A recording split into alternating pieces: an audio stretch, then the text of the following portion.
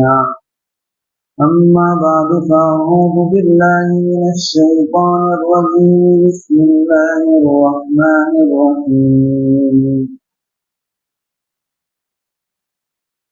يوصيكم الله في أولادكم للذكر مثل حظ الأنثيين، فإن كن نساء فوق اثنتين فلهن ثلثا ما ترك، وإن كانت واحدة فلها النصف، ولأبويه لكل واحد منهما السدس مما ترك إن كان له ولد، فإن لم يكن له ولد وورثه أبواه فلأمه الثلث، فإن كان له إخوة فلأمه السدس من بعد وصية يوصي بها أو دين. آباؤكم وأبناؤكم لا تدرون أيهم أقرب لكم نفعا، فريضة من الله، إن الله كان عليما حكيما. فلكم نصف ما ترك أزواجكم إن لم يكن لهن ولد، فإن كان لهن ولد فلكم الربع مما تركن من بعد وصية يوصين بها أو دين. ولهن الربع مما تركتم إن لم يكن لكم ولد، فإن كان لكم ولد فلهن الثمن مما تركتم من بعد وصية توصون بها أو دين.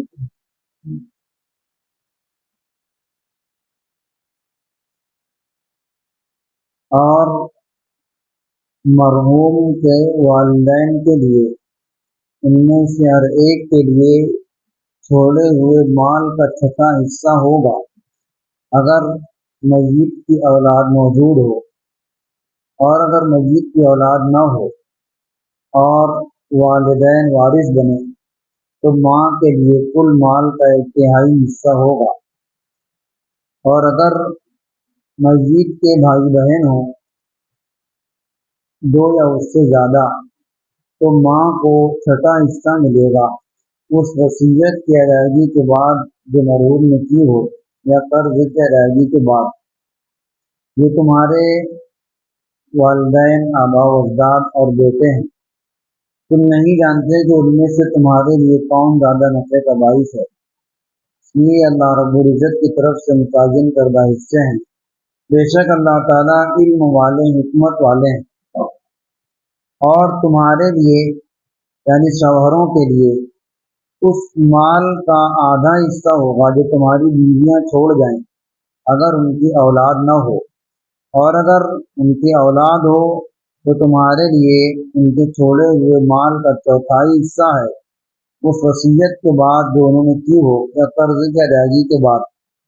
اور بیویوں کے لیے تمہارے چھوڑے ہوئے مال میں سے 1/4 حصہ ہے اگر تمہاری اولاد نہ ہو، اور اگر تمہاری اولاد ہو تو ان کے لیے تمہارے چھوڑے ہوئے مال کا 8واں حصہ ہوگا اس وصیت کے بعد جو تم نے کی ہو یا قرض کی ادائیگی کے بعد۔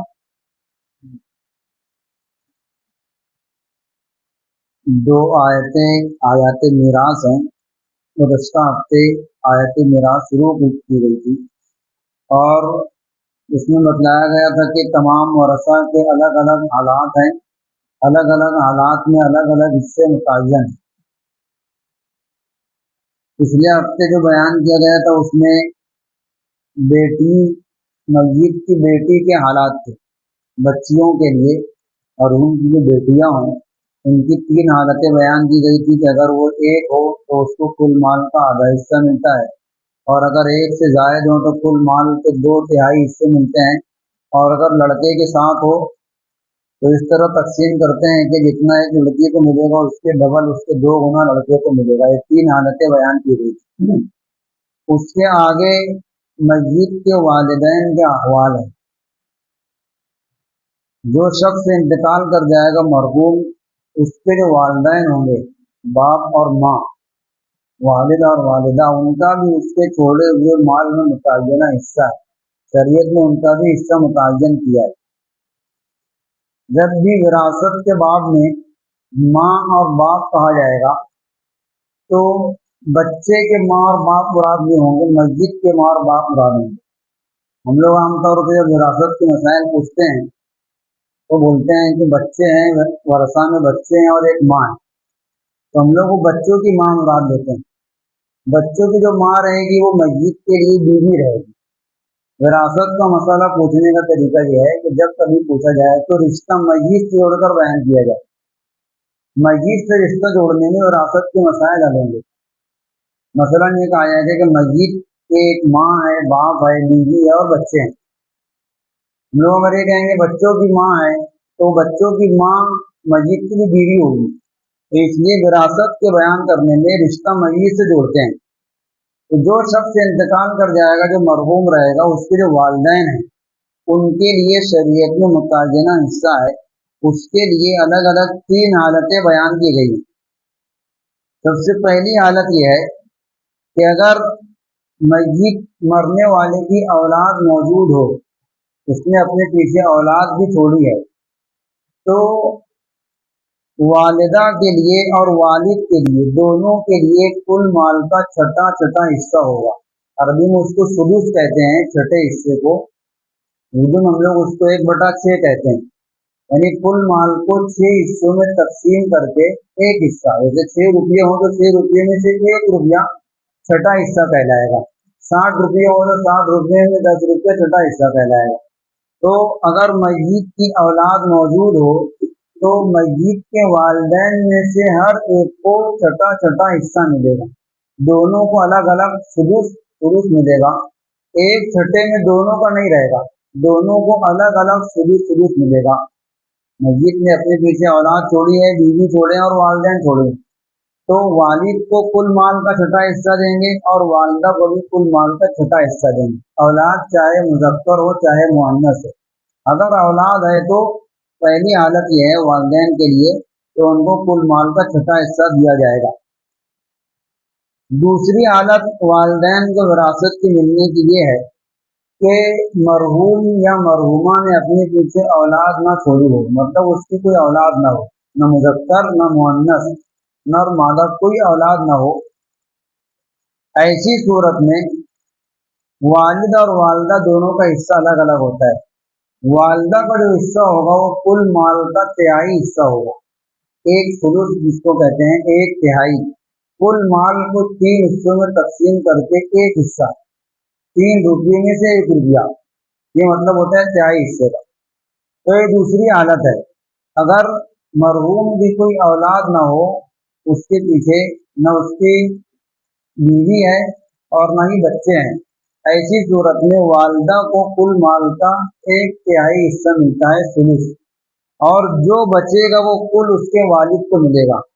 ऐसी सूरत में वालिद का हिस्सा मुतय्यन नहीं है, जो बचेगा कुल माँ को देने के बाद, मस्जिद के वालिदा को देने के बाद जो बचेगा उसका हकदार मस्जिद का बाप होगा, कुल माल का मालिक वही रहेगा अगर औलाद नहीं है तो।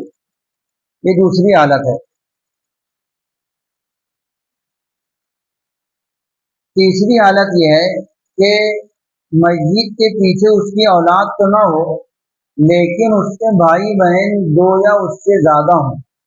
मरहूम जो इंतकाल कर गया या मरहूमा है, उसके भाई बहन हैं, तो भाई बहन के होने की वजह से भी माँ के हिस्से में फर्क पड़ता है। माँ को अभी आपने देखा कि औलाद नहीं है तो सुलुस मिलता है, 1/3, लेकिन अगर भाई बहन मौजूद हो तो फिर माँ का हिस्सा 1/3 से कम होकर के छठे हिस्से पर आ जाएगा। कुल माल का छठा हिस्सा मिलेगा, 1/6।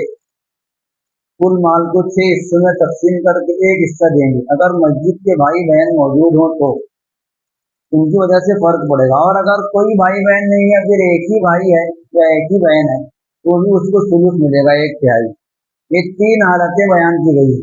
पहली हालत बयान की गई कि अगर मस्जिद की औलाद हो तो भी छठा हिस्सा मिलेगा, वालिद और वालिदा दोनों को, और अगर मस्जिद की औलाद ना हो तो फिर वालिदा को तिहाई हिस्सा मिलेगा कुल माल का, और जो बचेगा वो उसको वालिद को मिलेगा।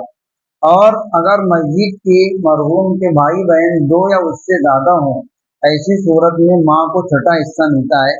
और ये तमाम हिस्से जो मिलेंगे मिन बादी वसीयतिन, वसीयत की अदायगी के बाद। अगर वसीयत की हो मरहूम या मरहूमा ने, तो पहले उसकी वसीयत का निफाज होगा, कर्ज हो तो उसकी अदायगी होगी, और उसके बाद ये विरासत का माल तकसीम किया जाएगा।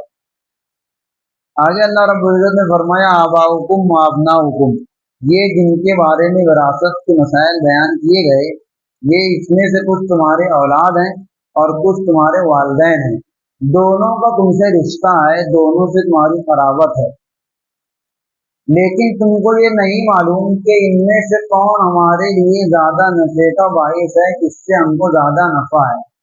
ये कहने का मतलब ये है कि अगर इंसान के दिमाग पर, इंसान की समझ पर अल्लाह रब्बुल इज्जत ये मामला छोड़ देते कि तुम्हारी समझ में जो आए, जिसको तुम समझो कि ये मेरे लिए ज्यादा मुफीद है, उसको ज्यादा हिस्सा दे दो, और जिसको समझो कि इससे मुझको कोई फायदा नहीं है, उसको कम हिस्सा दे दो। अगर तुम्हारी समझ पर ये छोड़ देते तो तुम तफसील नहीं कर पाते, इसलिए कि तुम्हारी समझ नाकिस है। मुमकिन है तुम किसी को आज अपने आप में मुफीद समझ रहे हो, लेकिन कल को तुम्हारा उससे नुकसान हो जाए। किसी को बर वक्त तुम अपना दुश्मन समझ रहे हो और कल को वही तुम्हारे काम आए। तो इसलिए कौन नफे का बाइस है, कौन नफे का बाइस नहीं है, शरीयत ने हिस्सों का मदार इस पर नहीं रखा है। तुम चाहे जिससे ज्यादा मोहब्बत करते हो, ज्यादा अपने हक में नफे का बाइस समझते हो, उसकी बुनियाद पर हिस्सों में कमी बेशी नहीं रहेगी। अल्लाह रब्बुल इज्जत की तरफ से जो हिस्से मुतय्यन कर दिए गए वही हिस्से दिए जाएंगे, चाहे बच्चे तुम्हारे फर्मा बरदार हों और चाहे नाफरमान हों। एक चीज ये है कि शरीयत ने बच्चों के फर्मा बरदार होने और नाफरमान होने पर विरासत का मदार नहीं रखा है। बहुत से लोग क्या करते हैं कि अगर बच्चा नाफरमान है तो उसके विरासत से महरूम करने की कोशिश करते हैं कि इसको मेरे विरासत में से कुछ ना मिले। शरीयत ने विरासत के हकदार होने और ना होने का मदार इस पर नहीं रखा है। मदार सिर्फ इस पर है कि वो तुम्हारी औलाद है या नहीं। बराबरदारी है तो वो विरासत के हकदार होगा, वो चाहे फर्मा बरदार हो चाहे नाफरमान। दूसरी आयत के अंदर वलकुद निस्फु मा तरक अज़वाजुकुम, आयत के आधे हिस्से में, अगली आयत के आधे हिस्से में मियाँ और बीवी का हिस्सा बयान किया गया है। अगर शौहर इंतकाल कर जाए तो उसके माल में बीवी का क्या हिस्सा रहेगा, और अगर बीवी इंतकाल कर जाए तो उसके छोड़े हुए माल में शौहर का क्या हिस्सा रहेगा, ये बयान किया गया है। दोनों की दो दो हालतें हैं। शौहर के लिए माल के मिलने की दो हालतें हैं और बीवी के लिए माल के मिलने की दो हालतें हैं। दोनों की दो दो हालतें बयान की गई है। सबसे पहले शौहर के बारे में बयान किया कि अगर तुम्हारी बीवियों का इंतकाल हो जाए और तुम्हारी बीवियां अपने पीछे माल छोड़ जाएं, चाहे जेवरात हो, चाहे नकद हो, चाहे जो भी हो, उनके मिल्कियत में अगर माल हो, तो दो सूरतें रहेगी।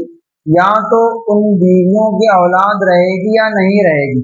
अगर उनकी औलाद हो तो तुम्हारे लिए यानी शौहरों के लिए कुल माल का चौथा हिस्सा रहेगा। अगर औलाद हो तो यानी कुल माल को चार हिस्सों में तकसीम करके एक हिस्सा तुमको दिया जाएगा शौहर को। और दूसरी सूरत यह है कि औलाद ना हो। अगर जिस मरहूमा का, जिस औरत का इंतकाल हुआ है, अगर उसके पीछे उसने अपनी औलाद नहीं छोड़ी है तो शौहर को कुल माल का आधा हिस्सा मिलेगा, निस्फ हिस्सा। निस्फ कहते कुल माल के आधे हिस्से को। यही तो सूरतें रहेगी, या तो औलाद रहेगी या नहीं रहेगी। अगर औलाद है, मरहूमा जिसका इंतकाल हुआ है औरत का, अगर उसकी औलाद है तो उसके शौहर को कुल माल का चौथा हिस्सा दिया जाएगा। और अगर उसकी औलाद नहीं है, कोई भी औलाद नहीं, ना मुज़क्कर ना मुअन्नस, तो फिर शौहर के लिए कुल माल का निस्फ हिस्सा होता है। यानी बीवी ने जितना भी माल छोड़ा, चाहे कम हो चाहे ज्यादा हो, उसको दो हिस्सों में तकसीम कर देंगे। एक हिस्सा शौहर को मिलेगा, एक हिस्सा जो बचेगा वो बकिया वरसा जो उसको वालिदैन रहेंगे या जो और वरसा रहेंगे उनमें तकसीम होगा। आमतौर से हम लोग बीवी, जब शौहर का इंतकाल होता है तो बीवियों का हिस्सा लगाते हैं, लेकिन जब बीवी का इंतकाल होता है तो उसके माल में शौहर का हिस्सा नहीं लगाते। शरीयत ने दोनों के माल में दोनों का हिस्सा लगाया है। बीवी का इंतकाल होगा तो उसके माल में शौहर का हिस्सा होगा, और शौहर का इंतकाल होगा तो बीवी का हिस्सा होगा। इसमें जो औलाद के बारे में कहा गया कि औलाद हो और ना हो, इसमें मरने वाले की औलाद का एतबार है, जो जिंदा है उसकी औलाद का एतबार नहीं है। कहा गया कि अगर तुम्हारी बीवियों की औलाद हो तो अगर बीवी की औलाद है तो शौहर के रुबू और आधे का फर्क पड़ेगा।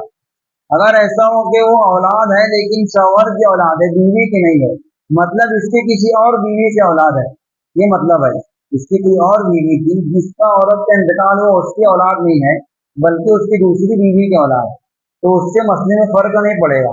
मसले में फर्क पड़ेगा मरहुमा की औलाद होने और ना होने से। अगर इस बीवी से उसको बच्चे होंगे तो उसको कुल माल का रुबू मिलेगा, चौथा हिस्सा, और अगर ना हो तो आधा हिस्सा मिलेगा। ये शौहर की दो हालतें। उसके बाद दो हालतें बीवी की है, यही दो हालतें, औलाद हो और ना हो। उसके उल्टी सूरत है, उसके बरक्स, अगर किसी मर्द का इंतकाल हो जाए, शौहर का इंतकाल हो जाए, तो उसके छोड़े हुए माल में उसकी बीवी को क्या मिलेगा? उसकी भी दो हालतें हैं। अगर शौहर ने मरहूम ने अपने पीछे औलाद छोड़ी है, औलाद है उसके, तो उसकी बीवी को कुल माल का सुमुन, सुमुन कहते 8वें हिस्से को, यानी कुल माल के 8 हिस्से करके एक हिस्सा 8 रुपये में 1 रुपया, इस तरीके से कुल माल का 8वां हिस्सा मिलेगा उसकी बीवी को, अगर औलाद है तब। और अगर मरहूम की औलाद नहीं है, उसने अपनी किसी की औलाद नहीं छोड़ी है, ना मुज़क्कर ना मुअन्नस, ऐसी सूरत में बीवी को कुल माल का चौथा हिस्सा मिलेगा। कुल माल को 4 हिस्से में तकसीम करके एक हिस्सा दिया जाएगा बीवी को, अगर शौहर की औलाद ना हो तो। बीवी शौहर के माल में हकदार बनती है जबकि उसके इंतकाल के वक्त उसके निकाह में रही हो। अगर जिंदगी में उसने अपनी बीवी को तलाक दे दिया था तो फिर वो उसके माल की हकदार नहीं होगी, उसके विरासत की। ये देखा जाएगा कि उसके इंतकाल के वक्त निकाह में थी या नहीं थी। अगर निकाह में थी तो उसको उसके माल में से विरासत दी जाएगी। बहुत से लोग हम लोगों में से समझते हैं कि अगर शौहर के इंतकाल के बाद औरत किसी और जगह पर निकाह ना करे तब वो शौहर की विरासत की हकदार होती है, और अगर कहीं निकाह कर ले तो उसको अपने शौहर के माल में हिस्सा नहीं मिलता। ये हमारी गलत फहमी है, इस पर कोई विरासत के मिलने और ना मिलने का मदार नहीं है। वो मरहूम के इंतकाल के वक्त उसके निकाह में थी, वो विरासत की हकदार बन गई। अब वो चाहे निकाह ना करे, चाहे निकाह करे, चाहे जिसके निकाह में रहे, उसको बहरहाल अपने शौहर के, पिछले शौहर के माल में से हिस्सा दिया जाएगा, वो उसकी हकदार होगी, उसको महरूम नहीं कर सकते। अगर किसी की मुतअद्दिद बीवियां हो, 1 2 3 4, 2 3 4 मुतअद्दिद बीवियां हो, तो इसी एक सुमुन में तमाम बीवियों का हिस्सा होगा। सबको अलग अलग 8वां हिस्सा नहीं देंगे, एक 8वां हिस्सा निकालेंगे और उसी 8वें हिस्से को जितनी बीवियां हो सब में तकसीम कर देंगे। जैसे अगर किसी के माल विरासत में 80 रुपये हो तो 8वां हिस्सा 10 रुपया होगा, कि 10 रुपये को लेकर के अगर 3 बीवियां तो 3 में, 4 है तो 4 में बराबर बराबर तकसीम कर दिया जाएगा। सबको अलग अलग सुमून नहीं देंगे।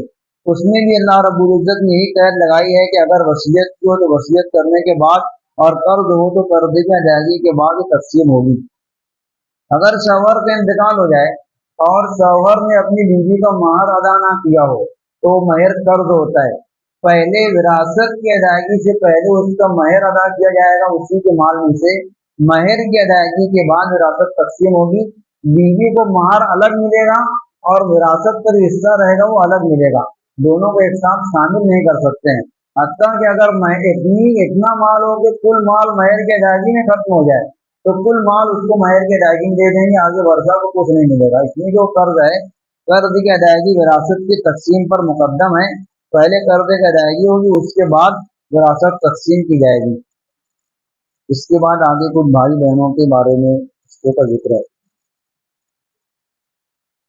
जब दरस कुरान शुरू किया गया था एकदम शुरू में 3 4 साल पहले, तो उस वक्त कहा गया था कि अगर किसी को कोई बात समझ में ना आए दरस के अंदर, आप लोग बाद में पूछ सकते हैं, सवाल कर सकते हैं। दर्स से मुतालिक कोई बात, कोई मसला है, कोई चीज़, कोई बात समझ में नहीं आया, किसी को कोई इश्काल है, एतराज है, तो बाद में पूछ लेना चाहिए। कुछ लोग बाद में अकेले घर निकलने के बाद पूछते हैं, बेहतर ये कि यहीं पर पूछ ले तो दूसरों का भी फायदा हो जाएगा। किसी के जहन में इस ताल्लुक से कोई बात हो, कोई बात समझ में ना आई तो बिना तकल्लुफ पूछ सकते हैं, झिझक डर की कोई बात नहीं। ٹھیک ہے، وہ پڑھنا سبحان اللہ و بحمدہ سبحان اللہ